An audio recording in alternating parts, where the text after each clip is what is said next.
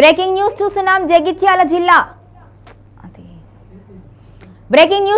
జగిత్యాల జిల్లా మున్సిపాలిటీని మొత్తానికి ధర్మపురి మున్సిపాలిటీని కాంగ్రెస్ కైవసం చేసుకుంది. 15 స్థానాలను కూడా కైవసం చేసుకున్నట్లుగా తెలుస్తోంది. మొత్తానికైతే అక్కడ కాంగ్రెస్ జెండా రెపరెపలాడుతుంది.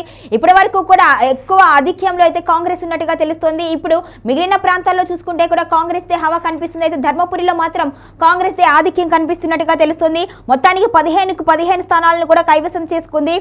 సంక్షేమ శాఖ మంత్రి అడ్లూరి లక్ష్మణ్ కుమార్ ఇలాకాలో ధర్మపురి మున్సిపాలిటీ కాంగ్రెస్ కైవసం కావడంతో కాంగ్రెస్ నాయకులు హర్షాతిరేకాలు వ్యక్తం చేస్తున్నారు. మిగిలిన 4 వార్డులు కౌంటింగ్ ఫలితాలు వెలువడాల్సి ఉండగా కాంగ్రెస్ అభ్యర్థులు ముందంజలో ఉన్నట్టుగా తెలుస్తోంది.